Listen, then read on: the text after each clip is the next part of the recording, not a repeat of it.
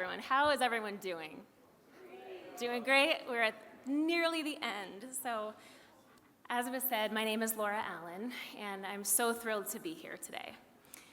And I am so beyond honored to serve on the board of Enable, such an incredible organization, and to serve at Google as the head of strategy and programs for accessibility and disability inclusion. And I have this honor of providing this closing keynote. And I want us all just to think about the last few days and reflect on what an incredible conference this has truly, truly been. I mean, thinking about how many people we've all gotten to meet, how many people we're engaging with and connecting with, and honestly talking about challenges, talking about opportunities, learning about advancements in technology. It's just been such a wonderful experience. And I think something that's very special is that for basically all of us in this room and joining virtually, I know that those of us in this field working on accessibility, working on disability inclusion, this is not just a job for us. This is a mission. This is in our hearts. This is something that we care so deeply about. And I think when we all get together and with so many like-minded people representing so many different perspectives, it just gives us this immediate sort of common ground to bond on and then build momentum on. So it's just been such a pleasure getting to know so many of you. I have to say a very special thank you to this amazing woman sitting in the front row, Miss Irene, our fearless leader. Let's get a round of applause, please. I always like to embarrass Irene, who is, yes, smiling at me right now. Irene is just a force. She is a visionary leader, and she is a true change maker in this world, across Kenya, across Africa, across the entire world. And I like to think about this. I was reflecting on when she started Enable 16 years ago and had this idea of pulling this conference together and becoming the premier conference for disability across Africa. It went from just an idea into this incredible dream come true. And it just goes to show, with enough persistence and enough conviction and a really good team, look what sort of dreams are possible to create. So Irene, I hope you're soaking it all in and that you are so proud of yourself and the team. And the team at Enable and all of the volunteers as well, it has just been such a pleasure watching you all. We have been in touch over, through the weekend, late nights, and I've seen you all working. I've seen the dedication and the energy that you've put into this. And we know it's not because you felt like you had to. It's because you wanted to. You wanted this to go so well. You're so excited about this. And it's just amazing to see that. So huge congratulations. You've pulled off a spectacular few days. And also to the presenters. This agenda has just been amazing. So thinking about, presenters from government, from NGOs, from big tech, from higher education, from so many different areas, and the youth, the innovators and the youth have just been so inspiring and motivating to learn from. So I know we're all gonna be leaving here wiser, more connected, and with so much to be thinking about. So when I asked Irene, what should I speak about in this keynote? She gave me some context of saying, why don't you talk about Google? You've been in Google for a long time. Talk about Google in terms of what you've learned over the past 10 years or so. And because I listen to whatever Irene tells me to do, that's what I'm going to try to talk about, just sharing some of the learnings and sharing some of the journey. So I've been at Google for 14 years and spent the last decade specifically on accessibility and disability inclusion. So it has certainly been a journey. We started at a very different place than where we are today. And at Google, we have what we consider a hub and spoke model, like a wheel, when it comes to accessibility and disability inclusion.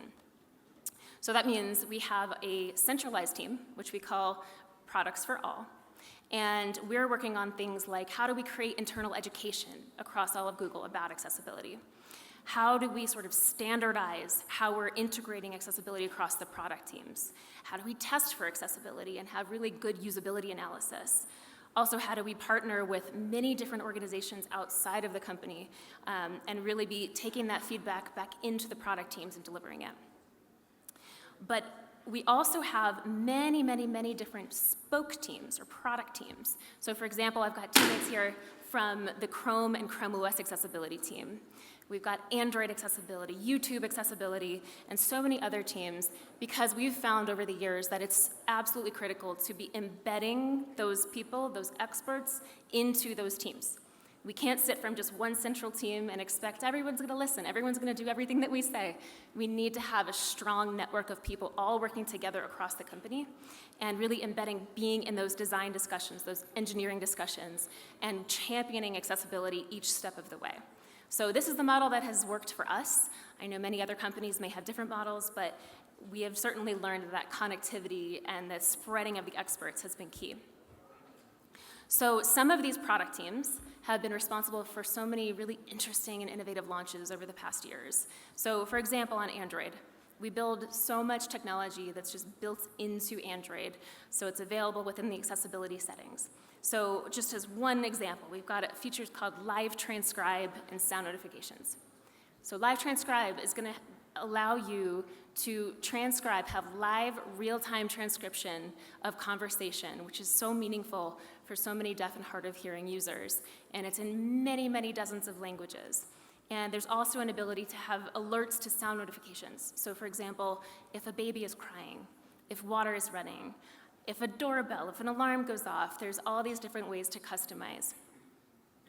Teams have also been responsible for features like our new reader mode in Chrome, which can drastically help the reading experience by simplifying the page, by allowing you to customize the fonts, the scaling, reducing clutter in the background. And even when we think about products like Google Maps, navigating the world around us, there are a number of different assistive features that are now built in. So for example, the ability to access wheelchair accessible routes or step-free routes, or being able to get more detailed voice guidance if you're blind or low vision, like I am low vision, and I get to hear more verbosity and more instruction, letting me know that I'm on the right route.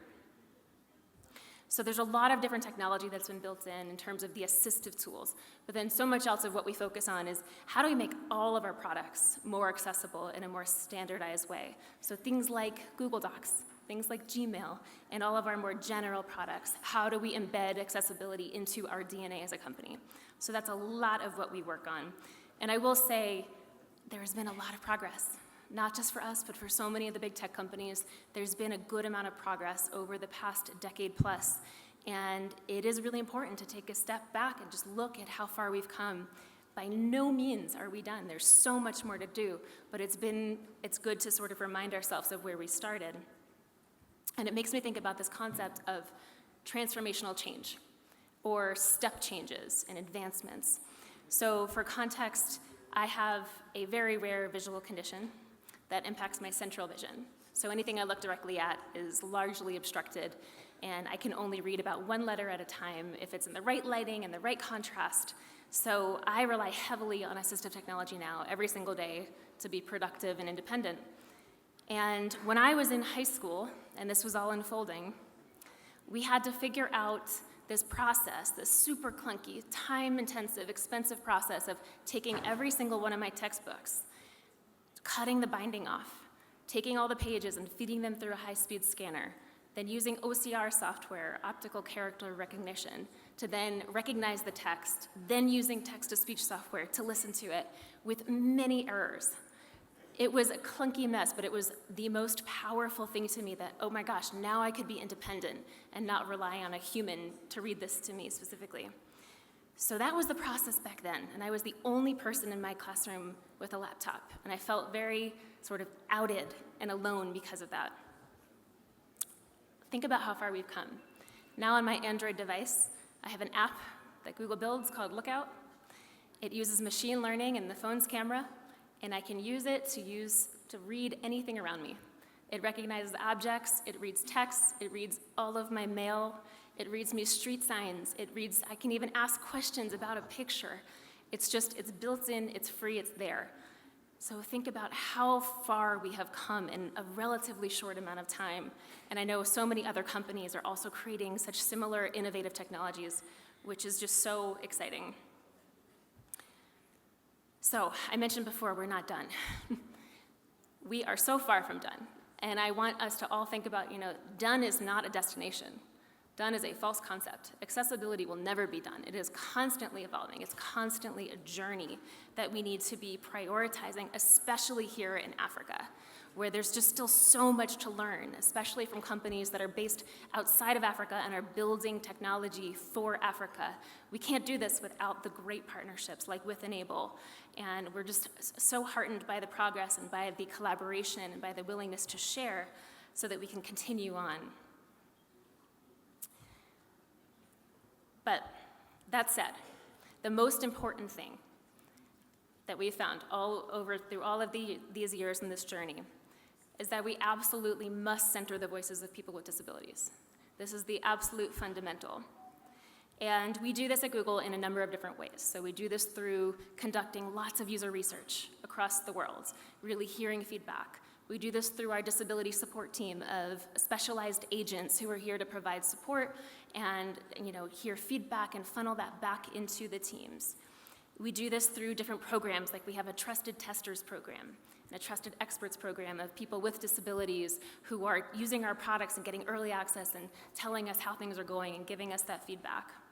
We do this through incredible partnerships with organizations, again, like Enable, who are opening doors so we can understand how is the technology actually working in schools for the blind and visually impaired in Kenya, for example. It's been an absolutely incredible partnership so far.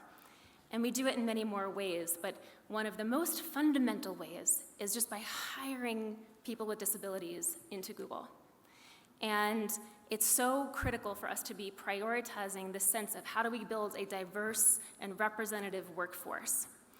And it's not only about the hiring. This is the most important piece. The hiring is great, but we can't just say, great, come on in, you're good, right? We have to focus on thriving. How do we help our people with disabilities internally to thrive and to succeed at whatever job they want? They should not only have to work on disability-related jobs, for example. Do any job that you want, and we need to help to ensure that they thrive. And we do this in a few different ways, which Irene had asked that I share, just so that if any companies are working on setting up these practices, we are happy to consult. So one way is by having a dedicated group of people focused on accommodations for disability. And this is from the very beginning, through the hiring and recruiting process, all the way through, when you're really settled in your job. This is accommodations like if you need particular assistive technology, or if you need cart captioning, or if you need to adjust your working hours. We need to be able to have these sorts of conversations and have a team of specialists to provide these accommodations. And we also know that not all managers are really well-versed in disability inclusion. And this is a journey we're still very much on. And we're working on just making sure that even if a manager is new to this, for having a report with a disability, we have resources, we have trainings, we have materials that people can access and that you can dive in and direct and help guide your report and build that trust. And we actually did make a training that's called Disability Fundamentals for Managers that's external. So if you do a Google search for Disability Fundamentals for Managers by Google, you will see this, and it is external for all of your companies to use. You also have to think about the experience with technology that someone's using during the workday. So for example, at Google, we're using things like Gmail every day, Google Docs every day. Those are products that we happen to build, and we happen to be working on the accessibility of. But then think about all of the other products and tools that you might be working on that are purchased externally. They're third-party created. They're built outside of our company. And this has been something that's been very challenging for us over the years of how do we get the accessibility improved of technology that's built outside of Google.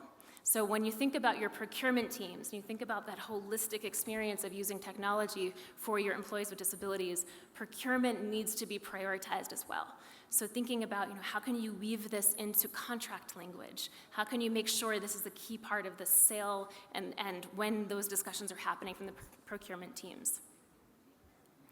We also realized over the years that many of our Googlers with disabilities were spending so much time giving feedback to our product teams.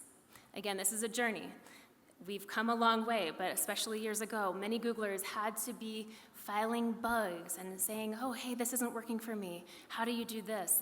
And it was spending so much time, and this is that unnecessary burden or that extra tax that was referenced earlier in the day. And we have to all think about how do we reduce that for people with disabilities within our companies. And one way that we've gone about this is that we've actually taken our tech support team that is, there to help with people who have broken laptops or broken phones, and we've had a specialized segment of that team dedicated to accessibility. And they're assistive technology experts. And they're there now to say they can consult on technology, but they can also be the ones to take the bugs. If a Googler is having a problem with a particular piece of tech, they can take the bug, they can file it, they can track it down with the given team, they can push to get it prioritized. So we're reducing that burden from the employee and putting it onto somebody else whose job it actually is. So try to think about how can you reduce that burden. And then next we have the physical space. When we think about navigating the physical world, navigating the physical offices, we also have a team who's focused on things like, okay, do we have automatic door openers when needed for an employee who's using a wheelchair? Can we, if somebody has extreme light sensitivity who's low vision, can we make some lighting adjustments? There are now even things like we're building certain focus areas for our employees who are neurodiverse, who just can't really, they don't want to be in the broad open working environment all day long with just long sets of desks and open office environment. So having this sort of team that's thinking about the actual offices is also really, really critical. Next, we have our Employee Resource Group, which is our Disability Alliance ERG. And this is something that we have grown over many years, and it's now thousands of people strong, which is so exciting to say. But this is a group of Googlers with disabilities, family members and parents of people with disabilities, and allies who just want to be learning more. And we have so many different subgroups and chapters. There's over 90 different chapters for things like, okay, a group for Googlers with ADHD, a group for Googlers who are visually impaired, a group for parents of children with autism. There's so many different groups, and they're just there they're sort of built from the ground up to help to create belonging and help to create support and community among each other, which has been really beautiful to see how this has just grown organically. So one thing with the ERGs, as many of our companies may be creating ERGs, is just also making sure that we have the people working specifically in accommodations, specifically in office accessibility, things like that. They have to be having a direct line of communication to members of this employee resource group as well. So seeking bi-directional feedback all the time. Lastly, I will mention that we have been focused on a journey of data. So Google is a data-driven company. So data is very important to all the higher-ups. So we've worked over the past few years on leading what we call a self-ID campaign for disclosing disability. And this is something that is done where it's a survey. The answers are not given to management. It is purely just to get a sense of how many people are identifying as disabled or neurodiverse within the company so that we can track trends over time. And as we do larger employee surveys, we can then slice and dice the data to understand, okay, how is the experience for people who do not identify as disabled versus the people who do? And what sort of programming can we create to actually improve that? So the data is really, really important for being able to track momentum and track progress. So I say all of this not to be self-congratulatory one bit for Google. As I said, it has been a journey, and there's still so much more for us to do. But I say it just to share a little bit about the perspective of our structure, and now to share a few of our top learnings over the past few years. So I have five lessons to share with you all, and then I promise I will wrap up. So the first one is that technology has transformative power. It really, really does in terms of truly providing new capabilities, new innovations, and really bridging gaps. But it has this incredible positive transformative power if we do it right. It can have the opposite impact if we don't do it right and if we don't prioritize accessibility. So we think about the societal divide for people with disabilities that we're still trying to close all across the world. We can close that divide if we all prioritize and we convince all the right people and we build enough momentum, but we can also continue expanding that divide. So we have to all prioritize this and keep up championing accessibility. So transformative power. Number 2, people must be at the center. Absolutely, people must be at the center, and we have to represent the voices of people with disabilities in everything that we do. So we know that we have to be prioritizing our employees. We know we have to be listening to our external users and seeking that feedback all around the world, not just in the prospective city that we all live in. And not only are we centering the voices, but valuing the voices.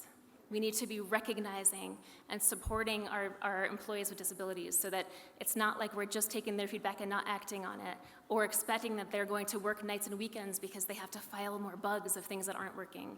We have to provide them with the right sort of structures and support so that, again, they're able to thrive.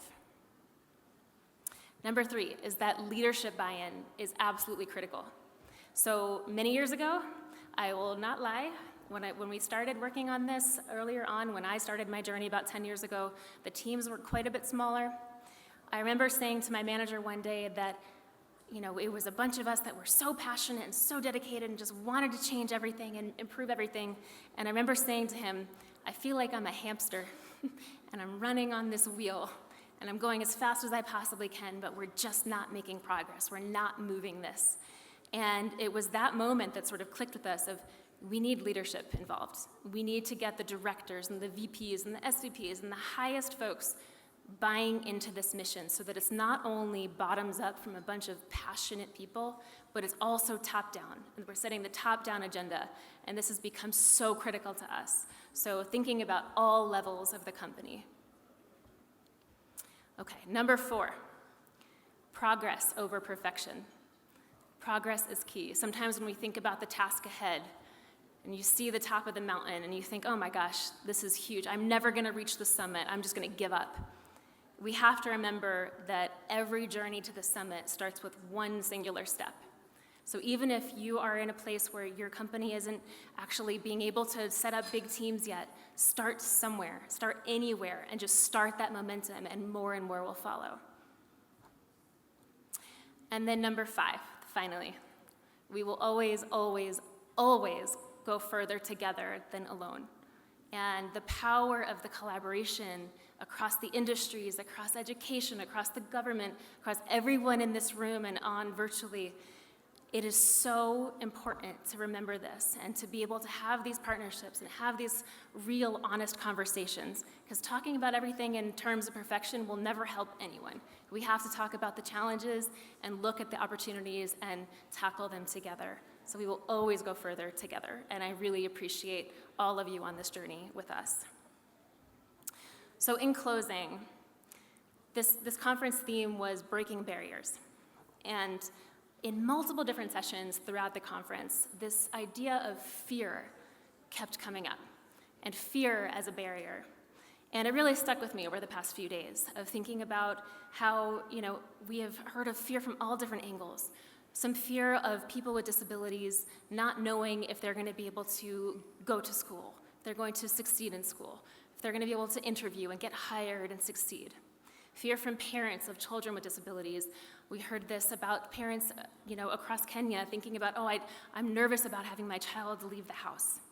We hear this fear from employers of, what if I bring somebody on with a disability that I don't know anything about? How will I support them? Or am I going to be introducing risk to the company? There's fear all over the place, and we have to reduce this fear. And I know that we can do this together. And I was thinking about it, and one way to be diluting and reducing this fear is by flooding it with understanding. Thinking about, how do we create more understanding about disability and about capability and about the power of people with disabilities? And how do we then take that understanding and transform it into commitment and into action, all the way to the other spectrum, the other end, where we can have true comfort and true confidence that the future is limitless and truly disability inclusive. So I know that is deeply my dream. I know it is deeply Enable's dream and all of your dreams of just creating this truly limitless future for people with disabilities. So with that, I'm so excited about all the conversations we've had, all the connections that we've made, all the momentum. So think about, okay, what's one thing we can all take action on? What's something we can commit to based on the conversations we've had over the last few days? There's so much momentum, and I know this group is going to be able to help to make truly transformative change across Africa and across the entire world. So thank you for joining us on this mission and helping to create a more inclusive and a more beautiful world. Thank you. Wonderful, wonderful. Thank you very much.